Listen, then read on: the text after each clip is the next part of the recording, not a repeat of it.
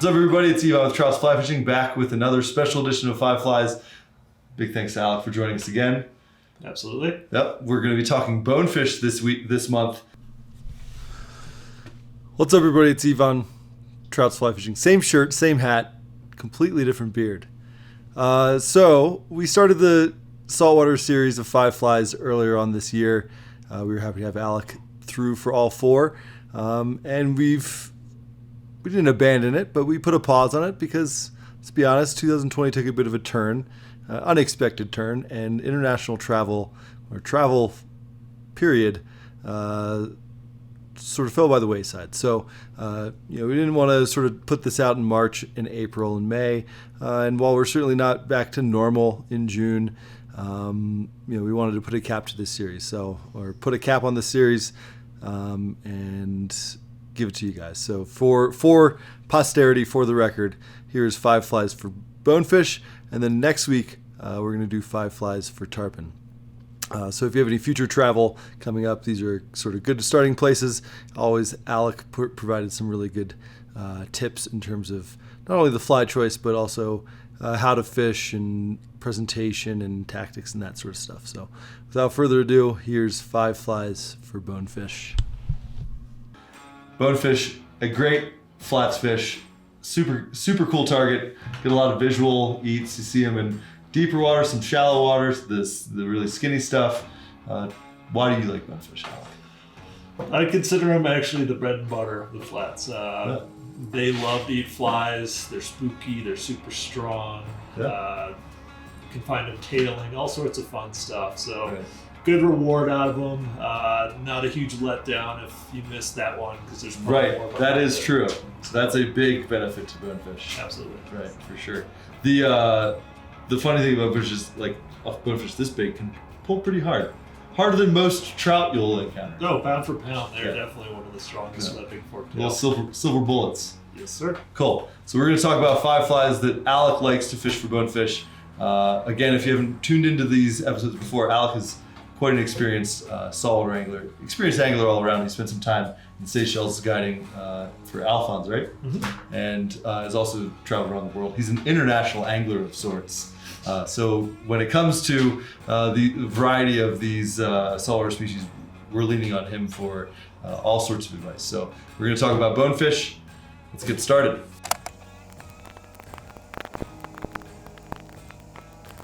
Fly number one is the Bon Appetit. What do you like about the Bon Appetit? Why is this always in your fly box? So this is a new pattern for Umpqua last year. It's by Drew Chacon. It's got all the necessary parts for a successful bonefish fly. It's got lots of wiggle, it's got that flash, it's got a rabbit strip wing, so extra movement. So yeah, those are kind of the key characteristics you'll find in most bonefish flies, and I like this design Drew's always coming up with the next new thing. Cool. With bonefish, we're going to be featuring a lot of shrimp. They tend to eat shrimp. They'll eat crabs, eat minnows. Yeah, there's small fish on the flats called gobies. That's a very common food source for them. So this can look sort of like a goby. Absolutely. When we get into some of the other flies, you'll actually see eyes on the side of them. It's like a miniature cloud or something. Nice. And I don't want to spoil too many of the secrets, but this has bead chain eyes, and we see bead chain eyes and then lead eyes. You're varying depths where you see them, and so that's a big thing. These feature the bead chain. Yeah, so this would definitely be a area that's quite shallow, or you're not going to see much tidal movement. Places like the Seychelles where we had big tidal movement, we could rarely fish bead chains during those tides because your fly would just never get down. It would just be drifting with the current. Gotcha. So. Cool. What? So like, let's say you don't have as much time movement. Say you're like Belize, Mexico, where you have less strong tides than you would see in Seychelles. What depth would you typically fish the bead chain? I'd fish it as deep as 2 feet, honestly. That's totally fine. Again, bonefish being pretty visual, you're going to see those guys coming or set up doing their thing. And that's going to allow you to make that leading cast and let the fly sink into place. They can come up and charge, but they do like kind of playing the cat and mouse game and finishing on the flies you're striking. Yeah. Cool. Nice. That's fly number one.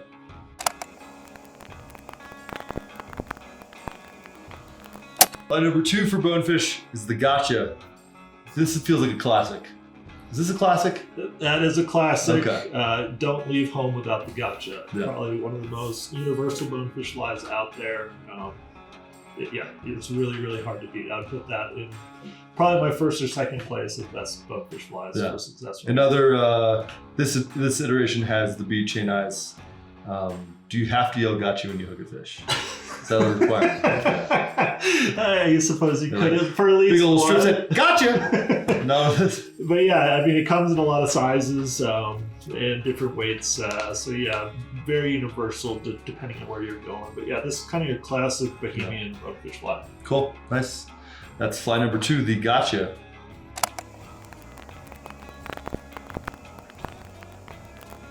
Fly number 3, the Christmas Island Special. First fly that we've featured that has lead eyes. Why do you like the Christmas Island Special, Alec? So yeah, this is another oldie but goodie. This is a Randall Kaufman pattern. And yeah, what I like about it is in these small sizes, that lead eye, you can present this to fish that are otherwise maybe more accustomed to small flies but in deeper water. So again, kind of has all the right parts, that underwing flash, kind of an orange or a pink tone to it with that thread underbody. And yeah, just it checks off the box of both being a shrimp and then also that little bait fish or goby that we were talking about. Oh, yeah. With bonefish, you'll see them obviously in big schools. You'll see them onesie twosies, in like maybe, I don't know what you call them, packs, like smaller groups. Mm-hmm. Do you have a preference on the style of fly you like fishing to schools versus, the bigger sort of lone wolves? Yeah, so definitely your lone wolf fish is going to probably be typically in skinnier water. Yeah. They don't need to stick together in groups worrying about predators as much. Yeah. So I'm going to fish a lighter fly. I'm going to go more towards a bead chain or a very small Christmas Island. Yeah. And then those schoolie fish, those are typically in deeper water. They're getting together. They're trying to get more eyes on the job so they can be aware and still feed. So in schooled situations, doesn't really matter. They're pretty happy to go on most anything there. Right, for sure. Cool. And then you were mentioning the lone wolves being in skinnier water generally. With skinnier water, are you sizing down at all? If you see not necessarily a lone wolf, but let's say you see like a group of 6, are you sizing down for that, or are you pretty much presenting the same size fly you might present to schoolies? I'm gonna present the size fly according to the fishery. If they like a size 6 or something like that, like we did in the Seychelles, we like those quite a bit. The super shallow water, super clear water too. So I'd see them, I'd just give them a longer leads. That fly's sitting, waiting for them to cross paths, and then you move it a couple times, and they're gonna finish on it right away. So more size fly to the fishery than switching it up. Matching the bait fish, matching the shrimp size. Matching the hatch, yeah. I didn't want to say that. I know. It was on the tip of your tongue. I know. Matching the hatch. All right, fly number 3, the Christmas Island Special.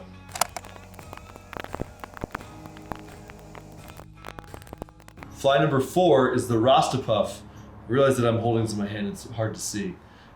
It looks like an egg. Yeah. I'm just kidding. As a Colorado angler, I always tune into things that look like eggs. But the Rasta Puff seems like a bit of a sparser fly. Where do you like to fish the Rasta Puff? So yeah, this is again kind of a skinny water situation. It's got that nice hot spot, so you could actually cast this quite far away from the fish. This is another kind of classic from Doug McKnight. And so yeah, it's going to land nice and soft and have a small footprint. With Rasta Puff, I suppose with any of these flies, when you're presenting to a bonefish, what's your retrieve like? Are you stripping long? Are you sort of popping it? Does it depend on the fishery? What's your go-to? So bonefish are going to definitely give you an indication of how they feel about how you just presented the fly. Once you've landed that fly, you're going to see a twitch of sorts of either I'm getting the heck out of here or what the heck was that? Let's go investigate. Right. So once I've properly led this fish, you're going to see him now coming in a little quicker maybe than he was swimming before. And it's a game of just teasing the cat, essentially bringing the yarn just enough away so he has to come and finish on it right away. So I typically am just keeping a consistent strip, If he's getting a little further away, I'm going to shorten up my strips just so I'm not getting my fly too far away from the fish. And then once he catches back up to it, I might do those longer draws again. Are you saying that you go over to your grandma's house before you go bone fishing and play with the cat? Yeah, like it's good practice. Yeah, exactly. All right, you know, practice. You can practice anywhere, is what you're saying, just as long as you have a grandma with a cat. Yeah. There we go. Fly number 4 is the Rasta Puff. Fly number 4.